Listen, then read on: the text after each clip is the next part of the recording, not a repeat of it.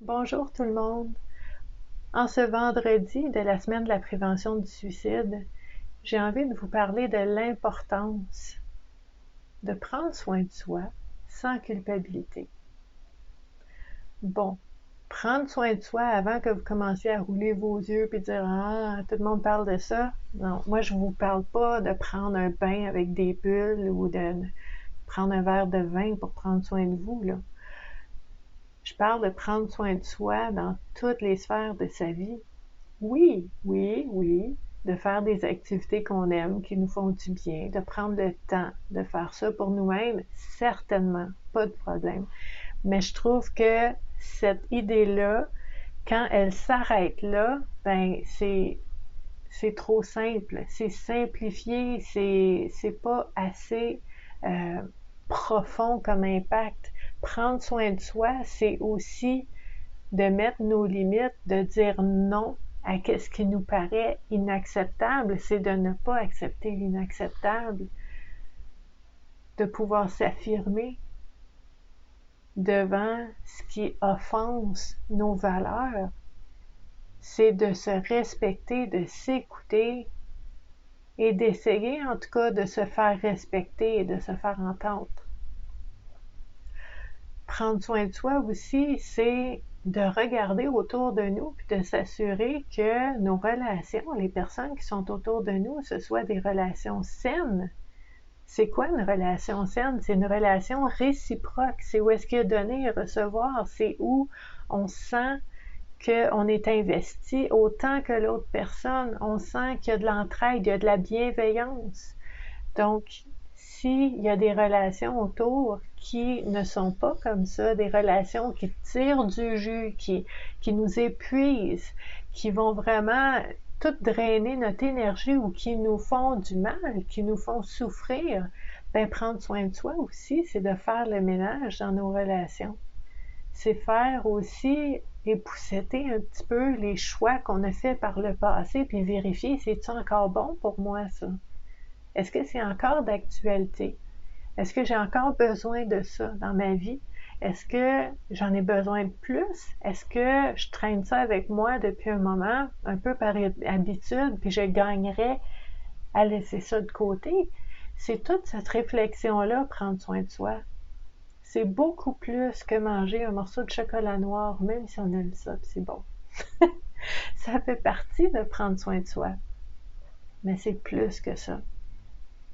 Donc, en cette semaine de prévention du suicide, ben, le fait de prendre soin de nous, de faire ce qu'il faut, d'être qui on est et de faire des choix, de prendre des décisions qui nous amènent vers plus de cohérence, plus de sens dans notre vie, même si ça peut déranger les autres, même si ça fait des vagues des fois, le fait qu'on puisse faire ça sans culpabilité, c'est quelque chose de très, très, très précieux. Et c'est quelque chose de vraiment pas facile. Ça se pratique, on s'exerce à faire ça. Des fois, on est maladroit, on ne sait pas comment mettre nos limites, on ne sait pas comment dire non, puis on cherche nos mots, puis on ne sait pas trop quoi faire avec ça, puis oui, on peut être maladroit, c'est correct, mais en fait, quand on casse la glace, puis on commence à s'affirmer, premièrement, on y prend goût, et deuxièmement, on devient meilleur en se pratiquant parce qu'on devient plus à l'aise, on devient plus confiant, on est convaincu qu'on mérite d'être bien traité, donc on devient convaincant. Donc, c'est pas de devenir des experts puis d'être capable de le faire à toutes les fois puis de le faire facilement puis dans toutes les sphères de notre vie avec autant de confiance et de vraiment de se sentir au-dessus de nos affaires dans toutes les fois qu'on va le faire. C'est pas ça. C'est en fait se donner l'opportunité et la chance de pouvoir se dire et se donner le droit d'être comme on est dans notre vie le plus possible, à tous les jours. Donc, sachant que c'est pas possible à faire aujourd'hui, j'ai eu envie, dans cette vidéo-là, de vous partager quelque chose que vous voyez décrit à la fin des vidéos dans le texte, à toutes les semaines, à chaque fois que je fais une vidéo, mais que des fois, passer sous silence comme ça, on peut oublier que c'est là. Hein? Puis je veux vous dire que en tant qu'intervenante sociale depuis plusieurs années qui accompagne les personnes au niveau de leur bien-être et de leur santé mentale, je sais que le fait de prendre soin de soi de toutes ces façons-là qui sont très importantes et de le faire sans culpabilité, c'est quelque chose qui peut être très difficile. Puis qu'on peut avoir besoin d'en parler.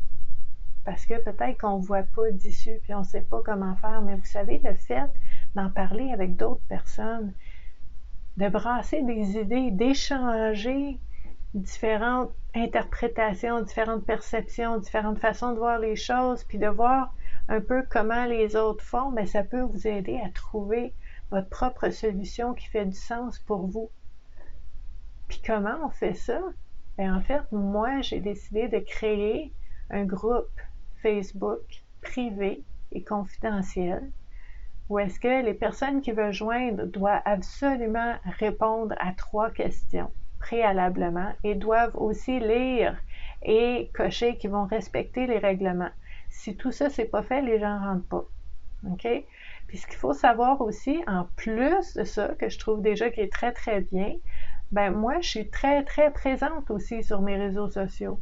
Donc, je peux vous dire qu'il n'y a pas de manque de respect, il n'y a pas de troll, il n'y a pas de niaisage là, dans mes groupes, sur ma page, sur ma chaîne, il n'y en a pas de ça. Je suis vraiment, vraiment tolérance zéro.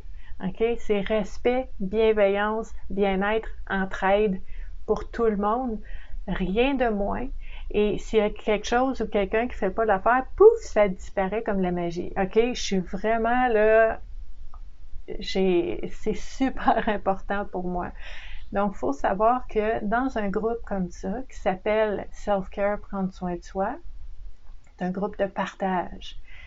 Bien, en venant nous rejoindre sur Facebook, vous allez vous retrouver avec des personnes qui ont à cœur le fait de prendre soin de soi de toutes ces façons-là et de plein d'autres façons dans toutes les sphères de leur vie et de s'outiller, de s'entraider, de se donner du courage, de se donner la confiance de pouvoir le faire avec conviction et sans culpabilité. Donc, beaucoup, beaucoup d'entraide. Puis, il faut savoir que moi, je suis très, très, très présente aussi. Je vous propose des réflexions, des mises en situation.